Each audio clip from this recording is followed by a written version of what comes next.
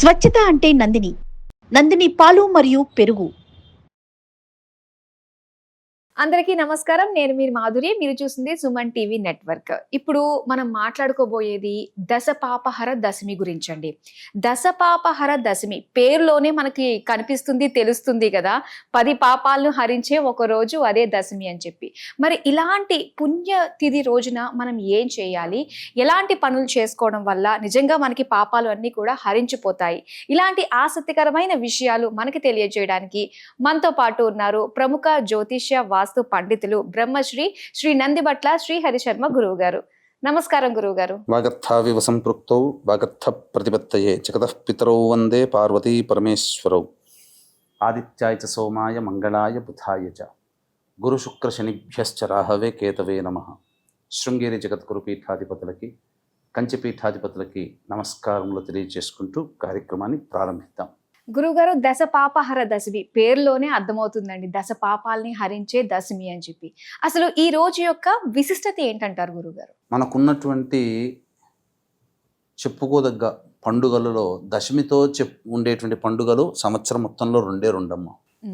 అంటే మొదటి రోజున ప్రారంభించి, పాడ్యమి రోజున ప్రారంభించి దశమి వరకు పండుగగా చేసుకునేటువంటిది అందరికీ తెలిసిందే దసరా నవరాత్రులు, విజయ దశమి అని చెప్పి మనం చెప్పుకుంటాం.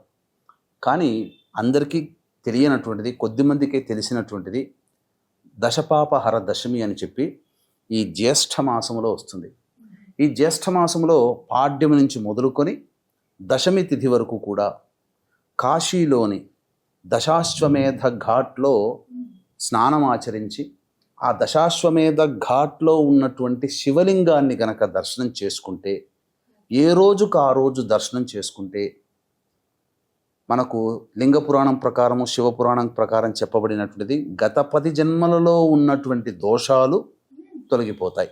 ఓకే. దశమి రోజున పూర్తిగా చూసుకుంటే ఈ జన్మలలో అంటే దశపాపాలు అంటే మనం చెప్పుకుందామమ్మా, వాక్కు చేత 3, శరీరము చేత 3, మనస్సు చేత 4, ఈ మొత్తము కలిపి 10 రకాలైనటువంటి దోషాలు మనం నిత్యం జరుగుతూనే ఉంటాయి మన శరీరంలో. అటువంటివన్నీ కూడాను తొలగిపోతాయి అని దాని అర్థం. కాబట్టి మనకు చెప్పబడిందంటే ఖచ్చితంగా దశాశ్వమేధ ఘాట్లోనే ఆ స్నానం ఆచరించి ఆ స్వామిని, అక్కడ దశాశ్వమేధ ఘాట్లో వెలిసినటువంటి ఈ శివుని గనక దర్శనం చేసుకుంటే అశ్వమేధ యాగం చేసిన పుణ్య ఫలితం మన ఖాతాలో పడుతుంది. ఒక అశ్వమేధ యాగం చేయాలంటే ఎంత కష్టమో మన చరిత్రలో గనక చూస్తే తెలుస్తుంది. దశరథుల వారు 10 అశ్వమేధ యాగాలు చేసినటువంటి స్థలమే ఆ ప్రదేశం. అందుకే దశ అశ్వమేధ యాగములు అని కూడా మనకు చెప్పబడి ఉన్నట్టుంది. అందుకే దశాశ్వమేధ యాగ ఘాట్ అని అంటారు.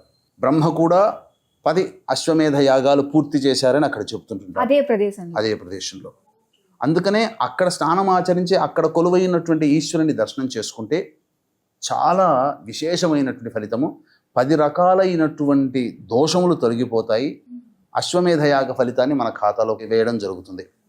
ఇంకా ప్రధానంగా చూసుకున్నట్లయితే ఈ దశాశ్వమేధ సంబంధించినటువంటి దశపాపహర దశమి జ్యేష్ఠ శుద్ధ దశమి గంగా అవతరించినటువంటి రోజుగా చెప్పబడి ఉంది. అంటే భగీరథుడు గంగని తీసుకొచ్చిన రోజు ఈ భూమి మీద ప్రదేశంలో అంటే మనకు ఈ వైశాఖ మాసము సప్తమి రోజున గంగా అవతరణంగా మనకు చెప్పబడి ఉన్నప్పటికీ కూడా మనకు ప్రధానంగా వాల్మీకి రామాయణంలో ఈ జ్యేష్ఠ శుద్ధ దశమిని గంగా అవతరించినటువంటి రోజుగా చెప్పబడింది. అంటే మనకు ఈశ్వరుడికి 2 భార్యలు అని చెప్పి మనకు లోకంలో నానుడి, పార్వతీ అమ్మవారు, గంగా. అంటే విష్ణు యొక్క పాదముల నుంచి ఉద్భవించినటువంటిది, ఎక్కడో విష్ణు లోకంలో వైకుంఠంలో ఉద్భవించినటువంటి గంగ ఆ వస్తున్నటువంటి ప్రవాహ వేగాన్ని భరించే శక్తి భూమికి లేదు. భూమి మీద పడింది అనుకోండి, భూమి అతలాకుతలమైపోతుంది. అంతటి శక్తిని నన్ను భరించేవాడు ఎవడైనా ఉన్నాడా, ఉంటే చెప్పు, అప్పుడు నేను కిందికి భూమి మీదకి వస్తాను అని చెప్పి భగీరథుడిని అడుగుతుంది. అడిగితే ఎవరూ కానరాక భగీరథుడు పరమేశ్వరుని కోసం తపస్సు చేస్తే పరమేశ్వరుని తన జటాజూటంలో అమ్మవారిని బంధించి ఒక జట గుండా ఈ గంగని మనకు పంపించడం జరిగింది. అంటే విష్ణు పాదాన్ని నుంచి ఉద్భవించి శివుని జటాజూటంలో ఉండి అక్కడ నుంచి బ్రహ్మమానస సరోవరంలో గుండా ఉండి మనకు గంగా ముఖం అని చెప్పి గంగా ఉంటుంది, యమునోత్రి గంగోత్రి, అక్కడ గంగా ఉద్భవించినటువంటి ప్రదేశం నుంచి ప్రవహిస్తూ హరిద్వార్ గుండా ఇలా ప్రవహిస్తూ కాశీ దగ్గరికి వచ్చేసరికి పరమేశ్వరుణ్ణి స్పృశించడం కోసమై అమ్మవారు ఉత్తరవాహినిగా తన ప్రవాహాన్ని మార్చుకొని ఈ విధంగా కాశీలోకి వచ్చింది. భూమి మీద అవతరించినటువంటి రోజుగా చెప్పబడినటువంటి ఈ యొక్క దశమి. భరించేవాడే భర్త కాబట్టి ఆ రోజు నుంచి భర్తగా లోకంలో నానుడు అయిపోయింది, గంగకి భర్తగా పరమేశ్వరుడు. అవునండి. కానీ గురువుగారు మీరు అన్నారు కదా, దశాశ్వమేధ ఘాట్లో గనక మనం స్నానం ఆచరించి శివుని దర్శించుకున్నట్లయితే దశ పాపాలు పోతాయని. కానీ కొంతమందికి మాత్రమే అవైలబిలిటీ ఉంటుంది, మిగతా ప్రదేశాల్లో కొంత లక్షల మంది ఉన్నాం కదా, మరి వీళ్ళందరూ కూడా పాపాలు తొలగించుకోవాలంటే ఏంటి మార్గం అంటారు? అంటే మీరు అన్నది కూడా వాస్తవమేనమ్మా.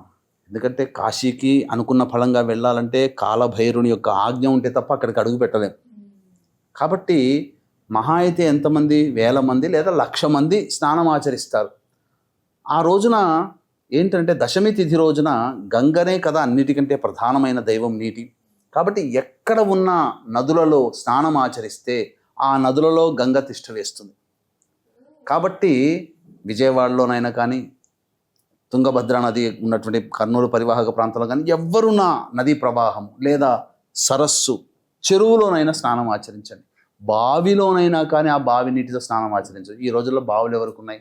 కాబట్టి మనము స్నానం ఆచరించే విధానంలో ఎక్కడ స్నానం ఆచరించినా, చెరువులో, నదిలో, సరస్సులో ఆచరించినా గంగా స్నాన ఫలితం.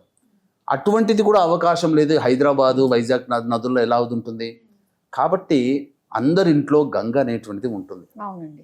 ఆ గంగ ఉంటుంది కాబట్టి ఆ గంగని స్నానం చేసే బకెట్లో వేసుకొని 10 చుక్కలు వేసేసి 10 చెంబులతో ఆ నీటిని శిరస్సుకు ధారగుండా మనస్సులో ఓం నమో భగవత్యై నారాయణ్యై నమశివాయై దశపాపహరాయై గంగాయై నమః అనుకుంటూ 11 సార్లు గనక స్నానం ఆచరిస్తే ఆ గంగలో స్నానం ఆచరించినట్టుగా ఫలితం. కాకపోతే ఇలా స్నానం ఆచరించేటప్పుడు చాలామంది చేయాల్సినటువంటిది ఏంటనంటే, ప్రధానంగా అందరికీ కాశీ ఒకసారి స్నానం చేసే ముందర కళ్ళు మూసుకొని ముందరగానే ఆ గంగా దశాశ్వమేధ ఘాటు అందులో స్నానం ఆచరించే వాళ్ళు అవన్నీ కూడా చూడండి. ఒకసారి చూసినప్పుడు స్నానం ఆచరించే ముందుగానే మీరు కూడా గంగని స్మరించుకుంటూ మీ మనస్సు కూడా ఆ కాశీ గంగాలో ఉన్నటువంటి అక్కడ ఆ దశాశ్వమేధ ఘాటుగా అక్కడ మన మనస్సు చేరుకుంది, మనం చేరుకున్నాం, భార్యాభర్తల సమేతంగా, పిల్లల సమేతంగా, కుటుంబ సమేతంగా ఉన్నాం,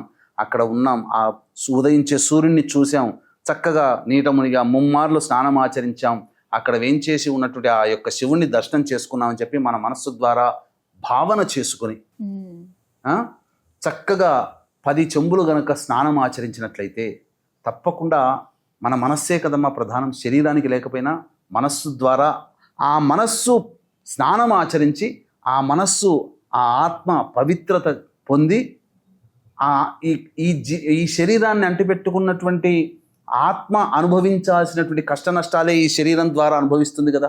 అవునండి. దెబ్బ తగిలితే అమ్మా అయ్యా అని అంటున్నామే అంటే ఆత్మకి అది మన శరీరానికి తగులుతుంది. ఆ బాధను అనుభవించేది ఆత్మ, కానీ ఇక్కడ మనం అనుభవిస్తున్నాం.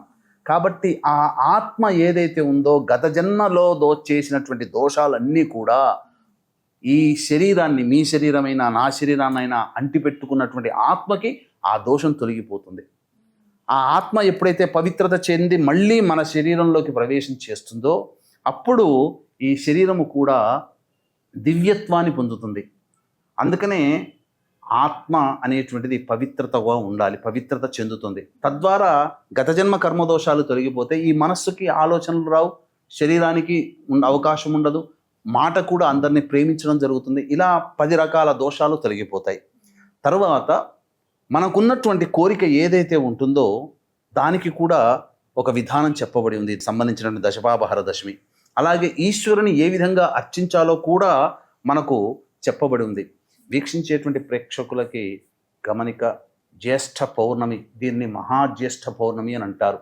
అంటే బుధవారము, బుధుడికి సంబంధించింది. జ్యేష్ఠ నక్షత్రము అధిపతి బుధుడే. జ్యేష్ఠ మాసములో పౌర్ణమికి వస్తుంది, అది కూడా బుధునికి సంబంధించిన మాసం. దీనినే మహాజ్యేష్ఠ పౌర్ణమి అని అంటారు. ఈ సందర్భంగా జాతకరీత్యా కలుగు విద్య, వివాహ, ఉద్యోగ, దాంపత్య, అనారోగ్య సమస్యల నివారణకి మరియు శని ప్రభావం, గురువు రాహు కేతు మారారు కాబట్టి ఈ గ్రహాల దోష నివారణకై మీన మేష మిథున కర్కాటక సింహ కన్య వృశ్చిక ధనుస్సు కుంభ రాశులలో జన్మించిన వారికి శని దోష పరిహారార్థమై ఈ యొక్క సర్వదోష నివారణ పూజలు హోమాలలో భాగంగా కార్యక్రమాలు, వివిధ రకాలైనటువంటి కార్యక్రమాలు జరిపించి శక్తిపాతము చేయబడినటువంటి శంకరుంగలి మాలని ఈ జూన్ 11వ తేదీన జరిపించడం జరుగుతుంది. కాబట్టి 9 గంటలకి ప్రారంభమవుతుంది కార్యక్రమం. ఉదయం 8 గంటల లోపలైనా కానీ ఈ కార్యక్రమంలో మీ గోత్రనామాలు నమోదు చేసుకోవచ్చు. ఇక 10 రకాలైనటువంటిగా విధంగా చెప్పుకున్నాం కదమ్మా. స్నానం ఆచరించిన తర్వాత ఒక 108 సార్లు తక్కువ కాకుండా ఓం నమో భగవత్యై దశపాపహరాయై నారాయణ్యై నమశివాయై గంగాయై నమః అనే నామాన్ని 108 సార్లు జపించి ఆవు నెయ్యి, నల్ల నువ్వులు, పేలపిండి, బెల్లము ఇవన్నీ కలిపి ఒక 10 ముద్దలు చేసుకోవాలి. చేసుకొని పారుతున్నటువంటి నీటిలో మీ యొక్క సంకల్పం నెరవేరాలి, మీ కోరిక నెరవేరాలని ఆ నీటిలో 10 సార్లు గంగని స్మరించుకుంటూ వదిలేయండి. నది ఉండదు, చెరువు ఉండదు, సముద్రం ఉండదు, బావి ఉండదు. అటువంటి వాళ్ళు ఒక బకెట్ నీళ్ళల్లో ఆ విధంగా ఉత్తరం వైపున ఫేస్ పెట్టి ఈ విధంగా మీ సంకల్పం నెరవేరని ఆ యొక్క 10 ముద్దలని ఆ బకెట్లో వేయండి. కరిగిపోతుంది. ఆ నీరు ఎవరి తొక్కని ప్రదేశంలో వేయవచ్చు. ఇక అవకాశం ఉంటే ఆ రోజు సాయంకాలం వరకు ఉపవాసం ఉంటే మంచిది, లేకపోతే భోజనం చేసినా పర్వాలేదు. సాయంకాలం ప్రదోషకాల సమయానికి 5 గంటలకల్లా మళ్ళీ స్నానాది కృత్యాదులు నెరవేర్చుకొని చక్కగా శివాలయానికి చేరుకొని ముందుగా నవగ్రహాల చుట్టూ శివాయ నమః అంటూ 27 ప్రదక్షిణలు చేసి, అవకాశం ఉంటే ప్రదోషకాలంలో చేసే అవకాశం కనుక దొరికితే ఈశ్వరుడికి అభిషేకం మంచి శుద్ధమైనటువంటి జలముతోనే చేయాలి. గంగగా భావించి జలముతోనే అభిషేకం చేయాలి. తదనంతరం 10 రకాలైనటువంటి పుష్పాలతో ఈశ్వరుణ్ణి అర్చించాలి. దశపాప హర దశమి రోజున 10 రకాలైనటువంటి పుష్పాలతో ఈశ్వరుని అర్చిస్తే ఈశ్వరుడు ప్రసన్నత చెంది అనుకున్నటువంటి సంకల్పం నెరవేరుస్తాడు అని చెప్పవచ్చు. నిజంగా 10 రకాల పాపాలు తొలగిపోవడమే కాదు, మనం అనుకున్న కోరికలన్నీ కూడా నెరవేర్చే విధంగా ఒక చక్కటి మార్గాన్ని మా అందరికీ తెలియజేసినందుకు ధన్యవాదాలు గురుగారు. సర్వం శ్రీ ఉమామహేశ్వర పరబ్రహ్మార్పణమస్తు.